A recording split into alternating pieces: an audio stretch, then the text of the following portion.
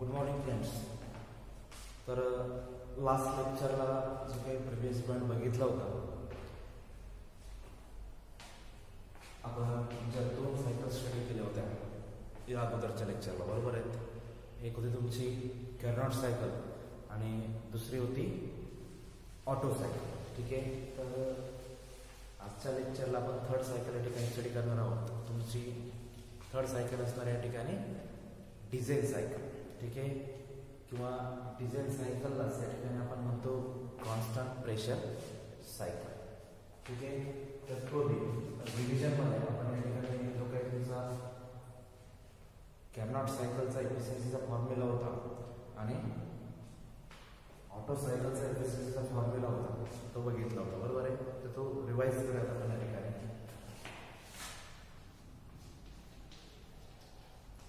AC engine मध्ये okay. First बघितलं होतं या ठिकाणी कॅरनॉट सायकल, बरोबर आहे. तर कॅरनॉट सायकल म्हणजे काही थर्मल एफिशियन्सी होती आपण ती फाइंड आउट केली होती. त्या thermal efficiency equals to T1 minus T3 upon T1 असा एक फॉर्म्युला आपल्याला या ठिकाणी मिळाला होता. तर जो काही फॉर्म्युला होता त्यामध्ये T1 हे तुमचं सोर्स टेम्परेचर, बरोबर आहे, मायनस सी टेम्परेचर अपॉन तुमचं सोर्स टेम्परेचर, बरोबर आहे. तर जे काही तुमची एफिशियन्सी डिपेंड करणार तुमच्या सोर्स टेम्परेचरवरती आणि सी टेम्परेचरवरती डिपेंड करणार, बरोबर आहे. तर त्यानंतर दुसरा बघितला तुमचा दुसरी सायकल होती त्या ठिकाणी तुमची ऑटो सायकल. ठीक आहे. तर ऑटो सायकलचा आपण त्या ठिकाणी इंट्रोडक्शन बघितलं होतं. फर्स्ट इंट्रोड्यूस बियाउटी या सायंटिस्टने त्या ठिकाणी ती इंट्रोड्यूस केली होती. त्यानंतर तिला जे काही तिचं इम्प्लिमेंट जे होतं ते तुमच्या जे काही ऑगोस्टो ऑटो हा जो काही सायंटिस्ट होता, जर्मन सायंटिस्ट, तर त्याने ती ॲक्च्युअल इम्प्लिमेंट केली. जे काही तुमचं पेट्रोल किंवा जे काही गॅसोलाईन असेल ते त्या ठिकाणी ॲज अ फ्युएल म्हणून यूज करतात, बरोबर आहे. तर ऑटो सायकलची जी काही एफिशियन्सी होती थर्मल एफिशियन्सी ती फाइंड आउट केली होती आपण. त्याचा फॉर्म्युला भेटला होता आपल्याला त्या ठिकाणी 1 - 1 upon RC raise to gamma - 1. ठीक आहे. तर या ठिकाणी जो काही RC होता त्यात RC means your compression ratio. ठीक आहे. तर जो काही कॉम्प्रेशन रेशो होता तुमचा कॉम्प्रेशन रेशोची काही व्हॅल्यू असणार, ज्यावेळेला तुमची कॉम्प्रेशन रेशोची व्हॅल्यू ही इन्क्रीज असते, RC जर तुमचा इन्क्रीज केला तर ऑटोमॅटिकली तुमची जी काही एफिशियन्सी असते त्या एफिशियन्सी विल इन्क्रीज. आणि जे काही तुमचं ऑटो इंजिन असणार आहे त्या ऑटो इंजिनमध्ये जी काही रेंज जी असते कॉम्प्रेशन रेशोची ती त्या ठिकाणी 5 to 8 मध्ये व्हॅरी होते, बरोबर आहे. त्यानंतर या लेक्चरला आपण या ठिकाणी जे काही आपलं नेक्स्ट पॉईंट आहे, जे काही थर्ड सायकल आहे तुमची डिझेल सायकल. ठीक आहे. Auto cycle constant volume cycle सुद्धा म्हणतो. आता जे काही थर्ड सायकल आहे तुमची डिझेल सायकल. ठीक आहे. तर डिझेल सायकल, तर डिझेल सायकलला आपण त्या ठिकाणी कॉन्स्टंट व्हॉल्यूम सायकल सुद्धा म्हणू शकतो. Constant volume cycle, sorry constant pressure cycle, constant pressure cycle. तर जी काही कॉन्स्टंट प्रेशर सायकल आहे आता किंवा त्याला म्हणतात डिझेल सायकल. तर जी काही डिझेल सायकल आहे त्या diesel cycle was introduced by the scientist Rudolf Diesel in 1893. जी काही डिझेल सायकल आपल्याला इंट्रोड्यूस केली त्या सायंटिस्ट किंवा तो सायंटिस्ट होता तुमचा रुडॉल्फ डिझेल नावाचा. ठीक आहे. तर त्या नावावरून त्या सायंटिस्टच्या नावावरून त्याला म्हणतात डिझेल सायकल. मी इंट्रोड्यूस केली होती, इंट्रोड्यूस बाय किंवा इंट्रोड्यूस कोणी केली? Rudolf Diesel. ठीक आहे. रुडॉल्फ डिझेल जो सायंटिस्ट होता त्या रुडॉल्फ डिझेलच्या या सायंटिस्टने तुम्हाला 1893 मध्ये काय केले होते त्या ठिकाणी इंट्रोड्यूस केले होते. ठीक आहे. तर त्यानंतर जे काही तुमची डिझेल सायकल असणार आहे that is used in only जे काही तुमचे ऑल डिझेल इंजिन असणार आहे तर ऑल डिझेल इंजिनमध्ये तुमची डिझेल सायकल किंवा कॉन्स्टंट प्रेशर सायकल ही यूज केली जाणार आहे, बरोबर आहे. त्यानंतर जी काही डिझेल सायकल असणार आहे त्या डिझेल सायकलमध्ये आपल्याला 4 प्रोसेस असतात. It consist of 4 processes. त्यामध्ये जे काही 2 प्रोसेस असणार आहे 4 प्रोसेसेस, ठीक आहे. तर 4 प्रोसेसेस मध्ये जे काही 2 प्रोसेस असणार आहे तुमच्या त्यापैकी 2 प्रोसेसेस या रिव्हर्सिबल ॲडियाबॅटिक असणार, ठीक आहे. रिव्हर्सिबल ॲडियाबॅटिक किंवा रिव्हर्सिबल ॲडियाबॅटिकला त्या ठिकाणी आपण म्हणतो आयसेंट्रोपिक प्रोसेस, ठीक आहे. तर त्यामधल्या 4 प्रोसेस मधल्या 2 प्रोसेस असतील तुमच्या रिव्हर्सिबल ॲडियाबॅटिक प्रोसेस. त्यानंतर 1 प्रोसेस असणार आहे तुमची constant pressure process, constant pressure process, constant pressure process. आणि 1 असणार आहे 1 process is constant volume process, constant volume process, ठीक आहे. तर जे काही तुमच्या डिझेल सायकल ऑटो सायकलमध्ये आपण 4 प्रोसेस करतो त्या ठिकाणी जे काही तुमचं फ्युएल यूज करणार तुम्ही त्या ठिकाणी डिझेल असणार, ठीक आहे. तर in PV and TS diagram, ठीक आहे. आता पीव्ही डायग्राम रिप्रेझेंटेशन आणि टीएस डायग्राम रिप्रेझेंटेशन आपल्याला या ठिकाणी बघायचं. तर त्यामध्ये प्रेशर व्हॉल्यूम डायग्राम आहे त्यासाठी तुमची टीएस डायग्राम. तर पीव्ही आणि टीएस रिप्रेझेंटेशन मध्ये जे काही पहिले प्रोसेस असते तुमची कॉम्प्रेशन प्रोसेस, ठीक आहे. तर जे काही कॉम्प्रेशन प्रोसेस होणार आहे तुमची त्यामध्ये कुठल्याही प्रकारची हीट ॲडिशन होणार नाही. तर ही असते तुमची कॉम्प्रेशन प्रोसेस. 1 to 2 जी काही प्रोसेस असणार आहे प्रोसेस किंवा कॉन्स्टंट त्या ठिकाणी काय होणार आहे एअरचं कॉम्प्रेशन होणार, ठीक आहे. तर ती जी काही एअरचं कॉम्प्रेशन होणार आहे that compression is your reversible adiabatic or it is reversible adiabatic process or isentropic process. तर त्यामध्ये फक्त काय होणार आहे एअर कॉम्प्रेस होणार आहे. त्यानंतर जे काही प्रोसेस 1 to 2 आता 2 to 3 ला काय होणार त्या ठिकाणी फक्त 2 to 3 ला तुमचा प्रेशर असणार आहे ठिकाणी कॉन्स्टंट, ठीक आहे. तर या ठिकाणी तुमची हीट ॲडिशन होणार, ठीक आहे. Heat addition. त्यानंतर जे काही तुमचे 3 to 4 प्रोसेस असेल 3 to 4 ला या ठिकाणी तुमचं एक्सपान्शन होणार, एक्सपान्शन ऑफ एअर, ठीक आहे. आणि 4 to 1 जे काही प्रोसेस असणार आहे या ठिकाणी तुमचा व्हॉल्यूम काय असणार आहे कॉन्स्टंट असणार, व्हॉल्यूम कॉन्स्टंट, ठीक आहे. तर 1 to 2 आणि 3 to 4 याच्या प्रोसेस असतील तर दोन्ही प्रोसेस कशा आहेत त्या ठिकाणी रिव्हर्सिबल ॲडियाबॅटिक किंवा त्याला काय म्हणतात आयसेंट्रोपिक प्रोसेस. जसं इक्वेशन मध्ये जर आपण त्या ठिकाणी PV raise to gamma equal to C किंवा PV raise to N equal to C, ठीक आहे. ही झाली तुमची पीव्ही डायग्राम. तर यामध्ये बघितलं तर तुमचं हे काय असतं त्या ठिकाणी स्ट्रोक व्हॉल्यूम आणि हा असतो तुमचा स्ट्रोक व्हॉल्यूम, हा असतो प्लेयर असतो, ठीक आहे. तर कॉम्प्रेशन रेशो म्हणजे तुम्हाला काय असतो या ठिकाणी Vs plus Vc upon Vc म्हणजे काय थोडक्यात त्या ठिकाणी V1 upon V2, ठीक आहे. तर हा टीएस डायग्राम रिप्रेझेंटेशन मध्ये आपल्याला या 4 प्रोसेस दाखवायच्या. तर 4 प्रोसेस मध्ये जे काही फेंट लाईन दाखवायची, ठीक आहे. तर या ठिकाणी 1 to 2 म्हणजे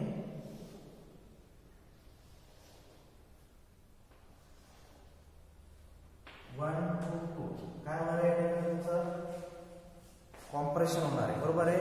तर पहिली प्रोसेस 1 to 2 या ठिकाणी कुठल्याही प्रकारची हीट ॲडिशन होणार नाही. त्यानंतर 2 to 3 ला तुमचे ऍक्च्युअल हीट ॲडिशन होईल किंवा हीट सप्लाय होईल त्याला म्हणतात क्यूएस. पण 2 to 3 प्रोसेस काय तुमची या ठिकाणी क्यूएस ज्यावेळेला सप्लाय करत असतात त्यावेळेला प्रेशर काय असेल कॉन्स्टंट असेल, ठीक आहे.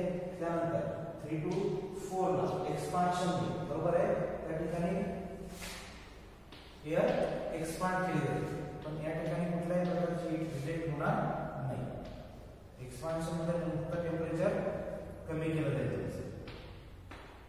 त्यानंतर 4 to 1 ला त्या ठिकाणी हीट रिजेक्ट केली जाते, ठीक आहे. From source to sink. त्यानंतर जे काही तुमचं या ठिकाणी रिजेक्शन प्रोसेस होणार आहे त्या रिजेक्शन प्रोसेसला कंडिशन काय तुमची त्या ठिकाणी व्हॉल्यूम कॉन्स्टंट असणार. आलं लक्षात? पीव्ही आणि टीएल डायग्राम रिप्रेझेंटेशन सर्वांना समजलं असेल. ठीक आहे. तर नेक्स्ट जे काही आता आपण 4 प्रोसेस बघितला. ठीक आहे. तर प्रोसेस 1 to 2 ला त्या ठिकाणी डायग्राम दिसत असेल सर्वांना. तर यामध्ये एक्सप्लेनेशन देत आहे from process 1 to 2 total 4 process. 1 to 2 process कशी तुमची त्या ठिकाणी 1 to 2 process reversible adiabatic process होणार त्या ठिकाणी. रिव्हर्सिबल ॲडियाबॅटिक प्रोसेस किंवा तिलाच काय म्हणतो आयसेंट्रोपिक प्रोसेस. म्हणजे 1 to 2 प्रोसेस कशी असणार आहे तुमची आयसेंट्रोपिक प्रोसेस. मग आयसेंट्रोपिक त्या ठिकाणी काय होतं तुमचं कॉम्प्रेशन होते. एअर त्या ठिकाणी काय केली जाणार आहे isentropically compression of air during the process 1 to 2. ठीक आहे. त्यानंतर इथे काय असणार तुमचं isentropic compression of air. Isentropic compression of air यामध्ये कुठल्याही प्रकारची हीट ऍडिशन होणार नाही. त्यानंतर प्रोसेस 2 to 3 जी असणार आहे तर प्रोसेस 2 to 3 मध्ये काय होईल तुमचं 2 to 3 कुठली प्रोसेस तुमची 2 to 3 कॉन्स्टंट प्रेशर प्रोसेस. आता कॉन्स्टंट प्रेशर प्रोसेस मध्ये तुमचं जे काय असणार आहे त्या प्रोसेस मध्ये हीट ऍडिशन केली जाईल. ठीक आहे. It is a constant pressure process and during this process heat is added to the compressed air. Compressed एअरला त्या ठिकाणी काय केलं जाणार आहे जे काही कॉम्प्रेस एअर असणार आहे त्या ठिकाणी हीट ऍडिशन केली जाणार आहे फ्रॉम एक्सटर्नल सोर्स.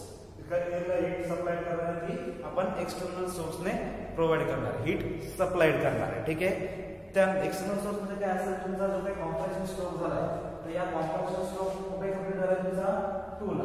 ठीक आहे.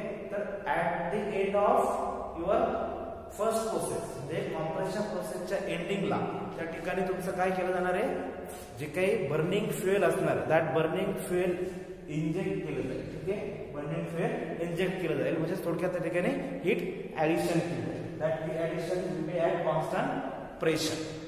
ठीक आहे. कॉन्स्टंट 2 to 3 ला काय म्हणता येईल मग it is a constant pressure process and during this heat will be added to the compressed air from the external source. ठीक आहे. तर एक्सटर्नल सोर्स कडून त्या ठिकाणी तुमची हीट ऍडिशन होईल. त्यानंतर जी काही प्रोसेस आहे तुमची नेक्स्ट 3 to 4. तर 3 to 4 जी काही प्रोसेस असेल 3 to 4 मध्ये काय होणार आहे that process is your reversible adiabatic process किंवा तिला काय म्हणतो आपण आयसेंट्रोपिक प्रोसेस. तर या ठिकाणी आयसेंट्रोपिक प्रोसेस मध्ये तुमचं काय होईल expansion isentropically expansion of air. ठीक आहे. असेल तुमची 3 to 4 isentropic process and during this process expansion of air takes place. Isentropic process and expansion of air takes place.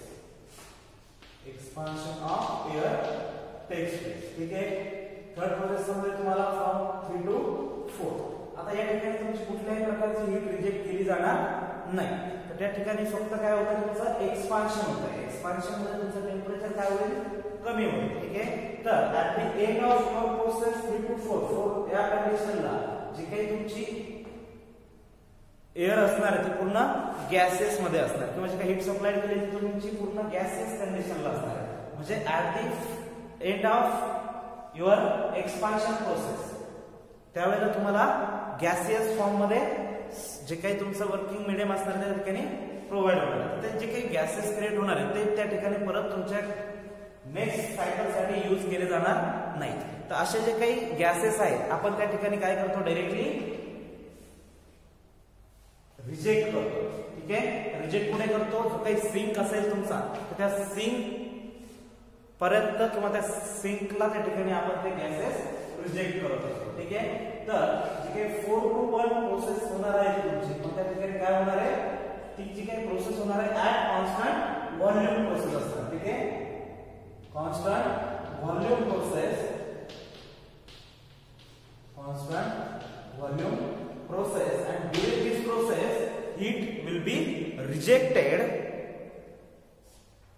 Heat will be rejected by the air to the external sink. ठीक है, external सिंकला त्या ठिकाणी काय करतो आपण, तुमची heat reject करतो till reaches दी condition 1. जोपर्यंत तुम्हाला कंडिशन 1 त्या ठिकाणी आपण कंडिशन 1 पर्यंत पोहोचत नाही तोपर्यंत तुमची हीट काय केली जाते, त्या ठिकाणी कंटिन्युअसली रिजेक्ट केली जाते कुठे, सिंकला. ठीक आहे, heat will be during this process heat is rejected. कुठपर्यंत रिजेक्ट केले जाणार आहे, जोपर्यंत तुम्हाला कंडिशन 1 भेटत नाही तोपर्यंत. स्टेट 1 पर्यंत जोपर्यंत पोहोचणार नाही तुम्ही तोपर्यंत तुमची हीट सिंकला त्या ठिकाणी रिजेक्ट केली जाते. ठीक आहे, तर या ठिकाणी तुम्हाला समजलं, चारही प्रोसेस समजल्या असतील, बरोबर आहे. आता आपल्याला या ठिकाणी इफिशियन्सी फाइंड आउट करायची किंवा थर्मल जी इफिशियन्सी आहे डिझेल सायकलची तिचा फॉर्म्युला फाइंड आउट करायचा, बरोबर आहे. तर या ठिकाणी आपल्याला फर्स्ट साठी काय लागतं, तुम्हाला आउटपुट मीन्स काय आहे, त्या ठिकाणी net work done find out करावं लागेल. तर नेट वर्क डन कसं फाइंड आउट करतो आपण, त्या ठिकाणी तुमचं जे काही heat supplied, that heat supplied minus your heat rejected means your net work done. ठीक आहे, आणि इनपुट काय असणार आहे तुमचं, त्या ठिकाणी जे काही हीट सप्लाइड केली ते हीट सप्लाइड. तर या ठिकाणी जी काही प्रोसेस असेल तुमची हीट सप्लाइड पुढे करतोय आपण त्या ठिकाणी QS. ठीक आहे, QS एवढी हीट सप्लाइड करणार आहे. QS काय, कुठल्या प्रोसेसला ठिकाणी हीट सप्लाइड करतो आपण, प्रोसेस 2 to 3 मध्ये. पण प्रेशर काय त्या ठिकाणी, कॉन्स्टंट प्रेशर. मग या ठिकाणी असं कन्सिडर करूया की मास ऑफ एअर जे असणार आहे ते आपला 1 kg आपण असं कन्सिडर करूया. ठीक आहे, सायकलचा स्टडी करणार. ठीक आहे, consider mass of air is 1 kg. मग आपल्याला माहिती आहे हीट सप्लाय काय फॉर्म्युला आहे या ठिकाणी, mCp into delta T. Delta T काय आहे या ठिकाणी, T3 minus T2. T3 minus T2 ही काय असेल आपल्याला त्या ठिकाणी तुम्हाला हीट सप्लाय जेवढी केली आहे इक्वेशन काय आहे, heat supply equal to mCp into T3 minus T2. त्यानंतर हीट रिजेक्ट कुठल्या प्रोसेसला होणार आहे तुमची, त्या ठिकाणी फ्रॉम प्रोसेस 4 to 1 ला. तर या ठिकाणी प्रोसेस कुठली तुमची 4 to 1 जी होती ती त्या ठिकाणी व्हॉल्यूम ही जी काही टर्म आहे ती काय कॉन्स्टंट. मग या ठिकाणी जी काही कॉन्स्टंट टर्म असेल ती आउटसाइडला आहे, काय mCv. ठीक आहे, mCv into delta T म्हणजे टेम्परेचर डिफरन्स. टेम्परेचर डिफरन्स काय असेल या ठिकाणी तुमचा T4 minus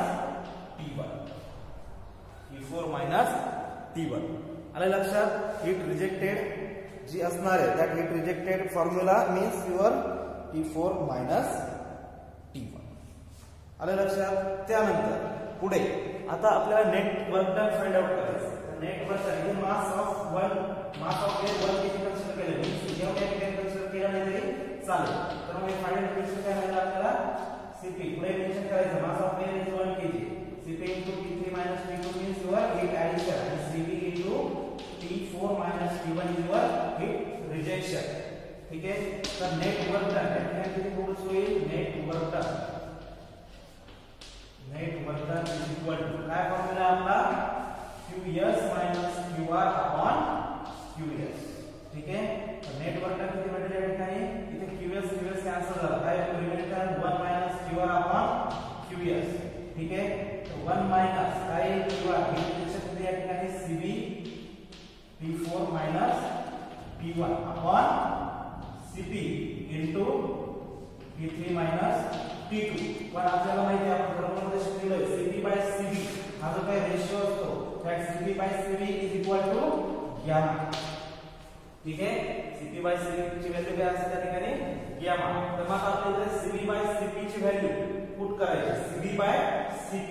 मग इथे Cv by Cp ची व्हॅल्यू काय आहे या ठिकाणी 1 upon गॅमा. ठीक आहे, तर Cv by Cp च्या जागी व्हॅल्यू सबस्टिट्यूट करायची 1 upon इथे काय आहे T4 minus T1 चा कसं आहे, बरोबर आहे. इथे डिनॉमिनेटरला काय आहे गॅमा. गॅमाची व्हॅल्यू काय करून घेते आपण Cp by Cv बरोबर 1 upon gamma into T3 minus T2. इथपर्यंत समजलं सर्वांना. तर या इक्वेशनला तुम्ही नंबर द्या, इक्वेशन A. ठीक आहे, इक्वेशन A आपण याला काय म्हणूया, इक्वेशन A. इथपर्यंत समजलं सर्वांना. पुढे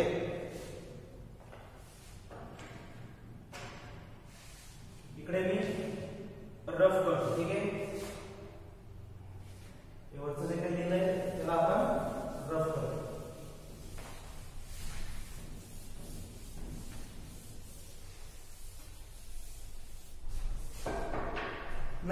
आता आपल्याला माहिती आहे आपण टर्म्स बघितले ते आयसी इंजिनच्या टर्मिनॉलॉजी मध्ये कॉम्प्रेशन रेशो फाइंड आउट केला होता आपण त्या ठिकाणी, त्यानंतर एक्सपान्शन रेशो आणि तिसरी एक कन्सेप्ट बघितली आपण कट ऑफ रेशो.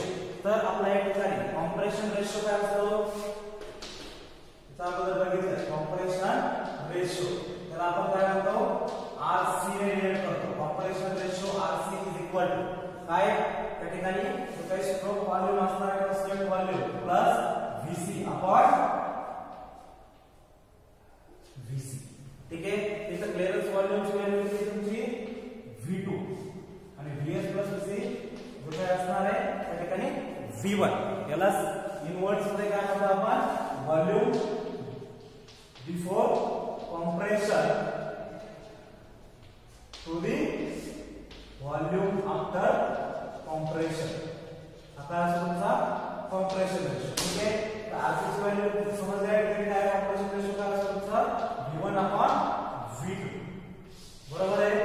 त्यानंतर पुढे एक्सपान्शन रेशो. एक्सपान्शन रेशो ची व्हॅल्यू काय येईल या ठिकाणी. एक्सपान्शन रेशो आपण बघितलेली term what is mean by expansion ratio. तर एक्सपान्शन रेशो कसं फाइंड आउट करतात volume after expansion. It is the ratio of volume after expansion to the volume before expansion. ठीक आहे. तो व्हॉल्यूम एक्सपान्शन रेशो कसा denote करतो आपण RA. काय डेफिनेशन त्याची किंवा it is the ratio of volume after expansion to the volume before expansion. आता व्हॉल्यूम बिफोर एक्सपान्शन काय व्हॅल्यू आहे प्रीवियस चार्ट मध्ये बघा. एक्सपान्शन कुठे होतं फ्रॉम 3 to 4 मध्ये. बरोबर आहे. तर 3 to 4 मध्ये जे काही आफ्टर एक्सपान्शन व्हॉल्यूम असणार तुमचा किती असणार या ठिकाणी V4 आणि बिफोर कॉम्प्रेशन ची व्हॅल्यू काय असेल V3. मग V4 अपॉन V3 हा काय झाला तुमचा या ठिकाणी एक्सपान्शन रेशो. ठीक आहे. त्यानंतर थर्ड टर्म आपण लोड रेशो बघितलं होता. लोड रेशो काय असतो तुमचा किंवा लोड रेशो प्लस काय म्हणतो आपण कट ऑफ रेशो. ठीक आहे. कट ऑफ रेशो और लोड रेशो कशा डिनोट करतो आपण तो रो सिंबॉल. बरोबर आहे.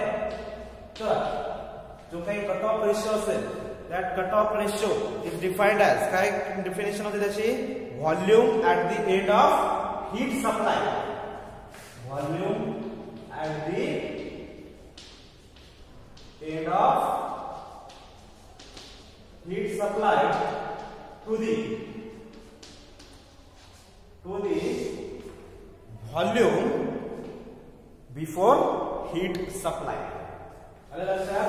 कट ऑफ रेशो काय असतो volume at the end of heat supply to the volume before heat supply. आता हीट सप्लाय कुठे झाली तुमची कुठली प्रोसेस आहे T2 to 3 जी काही प्रोसेस असणार त्यामध्ये तुमचं हीट ऍडिशन होणार आहे. तर volume at the end of heat supply इथे 2 to 3 मध्ये तुम्ही हीट ऍडिशन केली. बरोबर आहे. तर त्या ठिकाणी व्हॉल्यूम काय असणार ॲट द एंड V3 आणि व्हॉल्यूम बिफोर हीट सप्लाय किती त्या ठिकाणी V2. हा झाला तुमचा कट ऑफ रेशो. ठीक आहे. आता यावर हे इक्वेशन हे भेटलंय ते लिहून घेतो मी. ठीक आहे. हे काय आपली efficiency net work done QS minus QR. Efficiency काय असते तर आपण थर्मल मेकॅनिकल इफिशियन्सी म्हणतो. T चा फॉर्म्युला काय असतो QS minus QR upon QS. ठीक आहे. तर याचं जे काही आपल्याला इक्वेशन ए भेटलेलं आहे ते इक्वेशन ए आपण या ठिकाणी वरती लिहून घेऊया. काय इफिशियन्सीचं इक्वेशन भेटलेलं 1 minus T4 minus T1 upon gamma into T3 minus T2. आलं लक्षात. पुढे आता या तीन टर्म वरून आपल्याला त्या ठिकाणी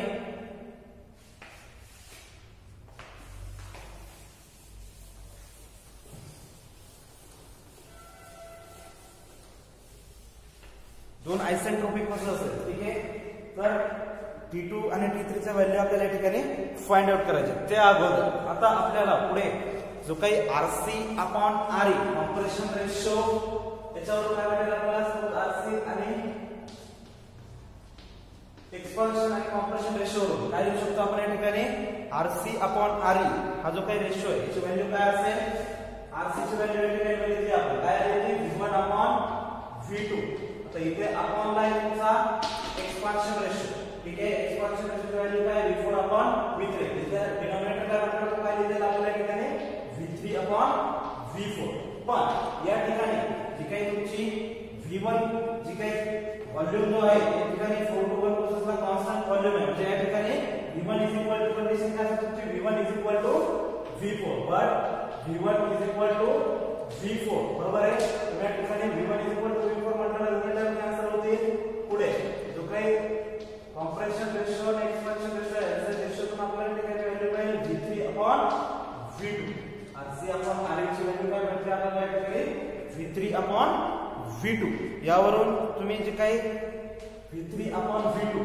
इथे आलं आपलं V3 अपॉन V2 म्हणजे काय आपण या ठिकाणी त्याला कट ऑफ रेशो आले लक्षात तर याला आपण असं लिहू शकतो RC upon RE is equal to cut off ratio compression ratio आणि एक्सपान्शन रेशो रेशो तर काय म्हणतो आपण कट ऑफ रेशो आले लक्षात त्याला पुढे RC is equal to compression ratio is equal to याला असं डिफाइन करू शकतो आपण rho into expansion ratio ठीक आहे तिन्ही वरून आपल्याला समजलंय RC आणि आपण कॉम्प्रेशन रेशो एक्सपान्शन रेशो आणि कट ऑफ रेशो याच्यातलं एक रिलेशन त्या ठिकाणी डिफाइन केला आता जे काही प्रोसेस आहेत आपल्याला आयसेंट्रोपिक प्रोसेस बघितल्या होत्या ठीक आहे त्या ठिकाणी प्रोसेस आयसेंट्रोपिक प्रोसेस कोणत्या आहे आपल्या process 1 to 2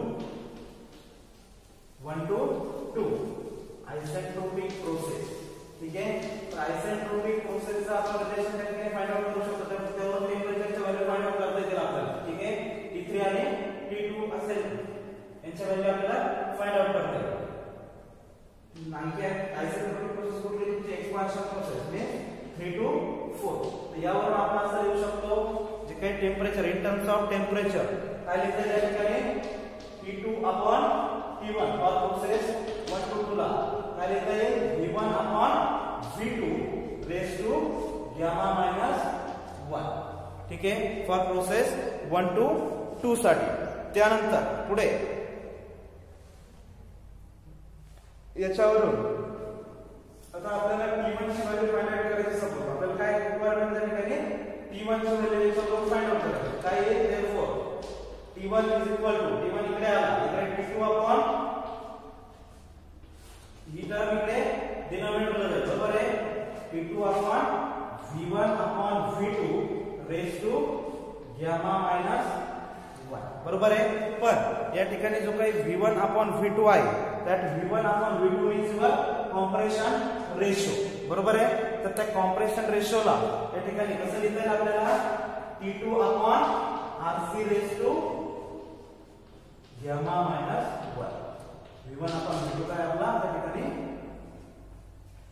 V1 upon V2 means your compression ratio आले लक्षात तर याला काय लिहिता येईल सेपरेट टर्म जर केले आपण T1 ची व्हॅल्यू काय भेटेल आपल्याला या ठिकाणी T2 into 1 upon RC raised to gamma minus 1 ठीक आहे या फॉर्म मध्ये आपण ते लिहिलंय आता पुढे नेक्स्ट फॉर प्रोसेस 3 to 4 ला त्या ठिकाणी काय रेशो इथे आपल्याला व्हॅल्यू भेटेल एका टेम्परेचर काय आहे 3 to 4 ला T4 upon T3 कसं रिप्रेझेंट करता येईल V3 upon V4 raised to gamma minus 1 बरोबर आहे आता या ठिकाणी तुम्हाला व्हॅल्यू फाइंड आउट करायची T4 ची तर T4 कसं लिहिता येईल या ठिकाणी T4 is equal to T3 into V3 upon V4 raised to gamma minus 1 बरोबर आहे आता या ठिकाणी V4 upon V3 रेशो माहिती आपल्याला काय असतो एक्सपान्शन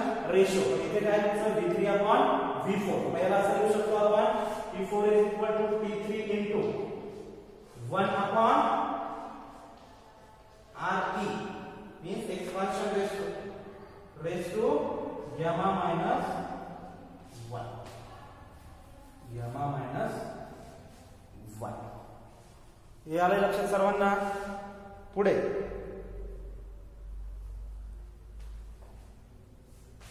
एक्सपान्शन रेशो. ठीक आहे, तर या ठिकाणी एक्सपान्शन रेशोचं आपण बघितलंय. काय असतं एक्सपान्शन रेशो? मीन्स तुमचा इथे जर एक्सपान्शन रेशोची व्हॅल्यू फाइंड आउट करायची तर यावर काय लिहिता येईल? Expansion ratio is equal to RC upon rho, means cut off ratio. तर पुढे मग यालाच आपण असं लिहू शकतो V3 अपॉन V4 ला डायरेक्टली P3 इंटू काय लिहिता येईल?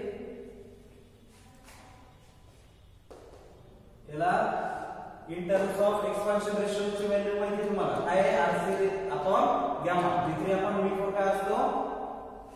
Expansion ratio.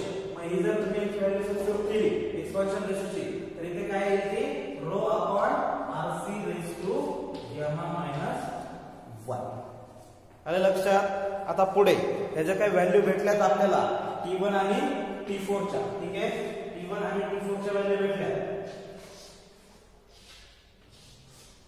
या इथे T4 ची व्हॅल्यू, इकडे काय तुमची T1 ची value.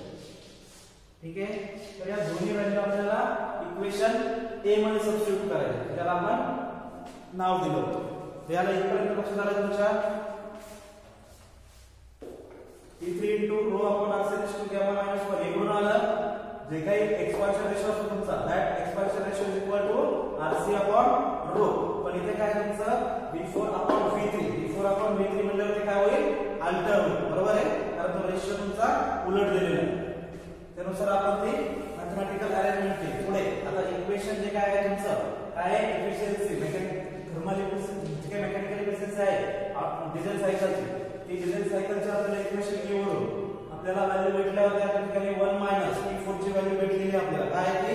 T3 into 1 minus T3 into rho upon RC raise to gamma minus 1 minus T1. बरोबर आहे, अपॉन पुढे त्यानंतर खाली काय T3 मायनस